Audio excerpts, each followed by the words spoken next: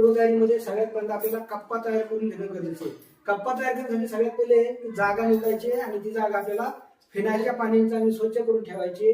स्वच्छ केलेली जागेवरती निर्जंतुक केलेलं पाचट आपल्याला हातरायचे आणि पाचट हातरल्यानंतर मग ती जागा आपल्याला शेडनेटनी किंवा साडीच्या धारपेने काय करायचे पूर्णपणे कव्हर करून घ्यायची, झाकून घ्यायची. अशा पद्धतीने आपल्याला काय करायचंय डिलिव्हरी कक्ष किंवा डिलिव्हरीचा कप्पा तयार करून घ्यायचा आहे.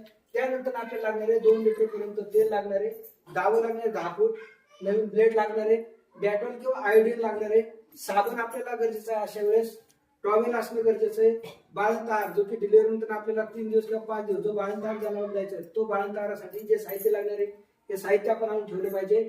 आणि बाळदाना किंवा पोतं या गोष्टी आपल्याला सगळ्या डिलिव्हरीच्या पूर्वतयारीमध्ये सुरुवातीलाच आणून ठेवावे लागणार आहे. लक्षात आलं सगळ्यांना? त्याच्यामध्ये काय शंका कोणाला? हे कशासाठी वापरायचं, ते कशासाठी वापरायचं, समजलं सगळ्यांना?